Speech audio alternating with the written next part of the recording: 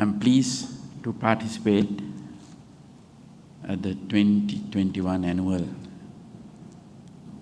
academic sessions of the Candy Society of Medicine. It is well known that this society and its members have played an impactful role in the community for many decades. I'm confident that your continuous academic and training initiatives, together with your outreach efforts as a society, have greatly benefited the people in this area. As doctors, I know all of you are well aware of the crucial role medical professionals play in our society. Their impact has been considerably heightened in the past year as a result of the global pandemic. That Sri Lanka managed to perform creditably on this front despite extremely challenging circumstances is a tribute to the strength and professionalism of our healthcare personnel and our public health infrastructure. Nevertheless, it has to be admitted that there are certain weaknesses our healthcare system still needs to overcome.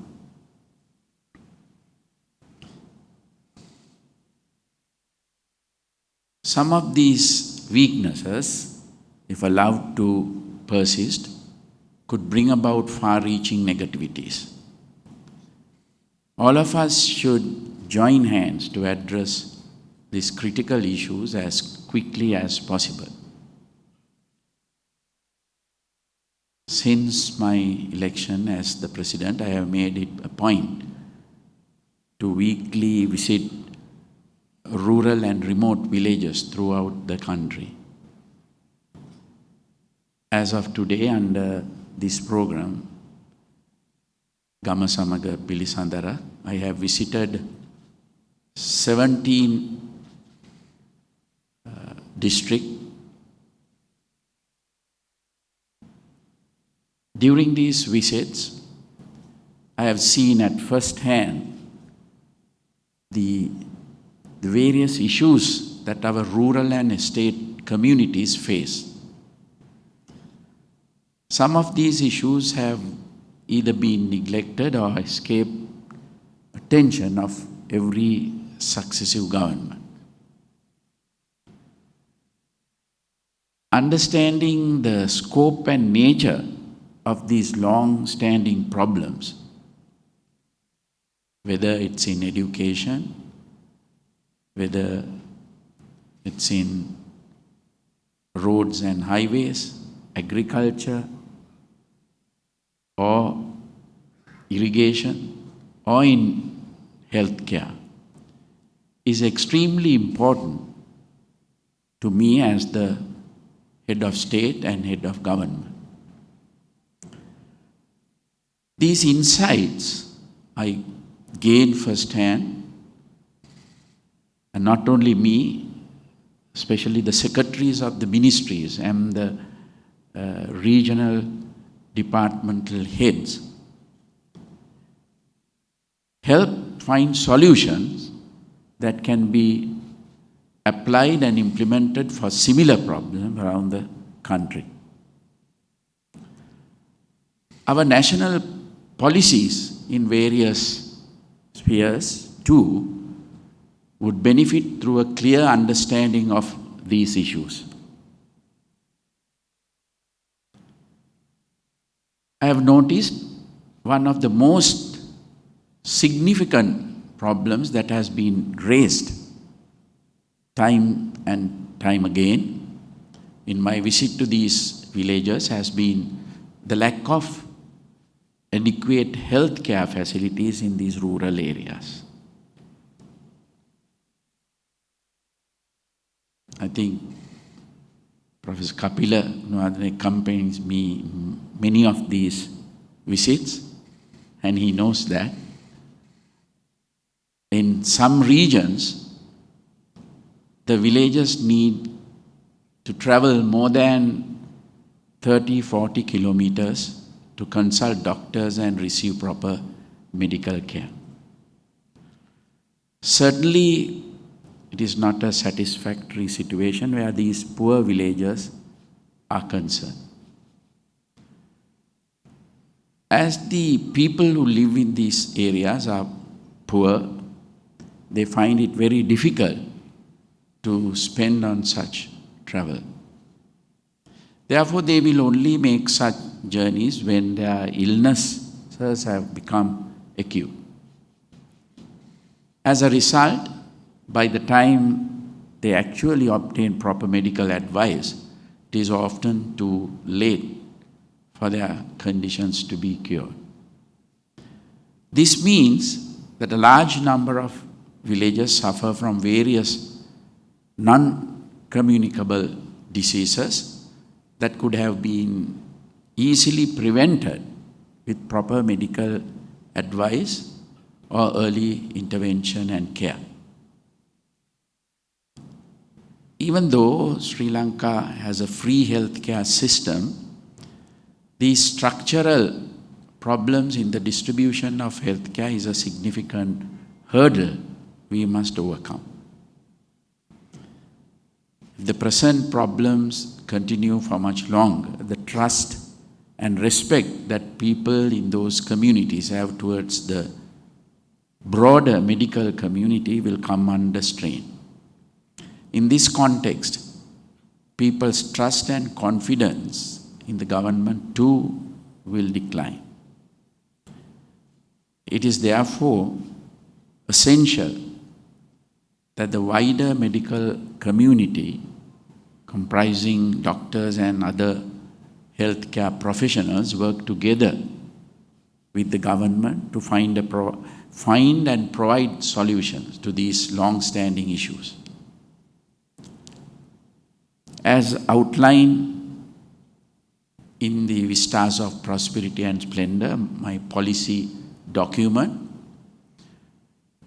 the central policy framework of our government ensuring a healthy nation is one of our foremost goals.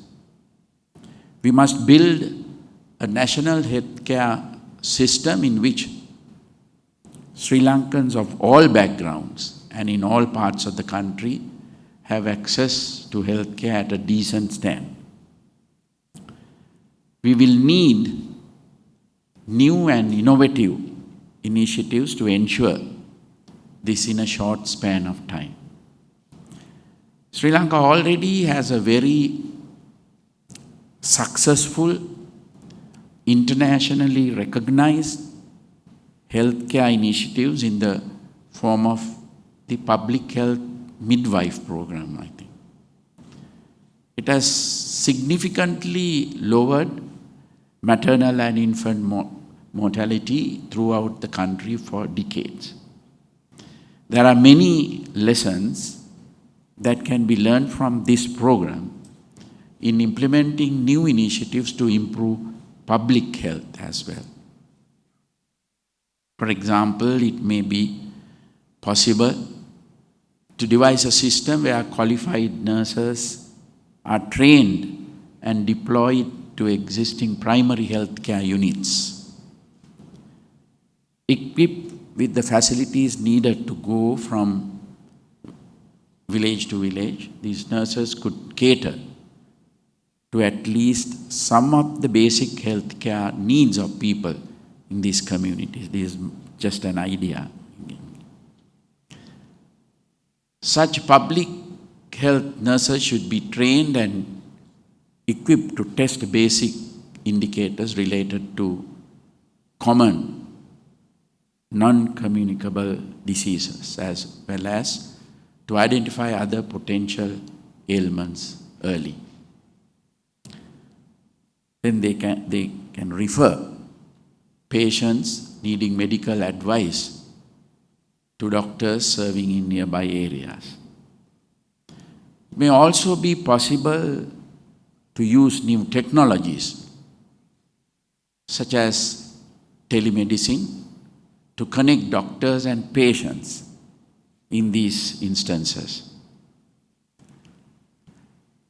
Through such practical, targeted, systemic measures, it will be possible to make significant, long-lasting changes to the quality of life of people throughout Sri Lanka. These are matters to which you, as members of the medical community, need to give your urgent but considered attention. I hope that you will take some time in the course of your academic sessions over the next 2 days to discuss such important national requirements as well. I assure you that the practical and progressive ideas you collectively come up with will receive the due attention of the government. It is my firm belief that engaging in the medical profession is one of the noblest calling that anyone can aspire to. I take this opportunity, therefore, to encourage you as members of the Kandy Medical Society to progress with your continuous professional training efforts, community health initiatives, and many other laudable activities. In concluding, I wish all of you a productive and fruitful time at the forthcoming sessions and wish you every success. Thank you.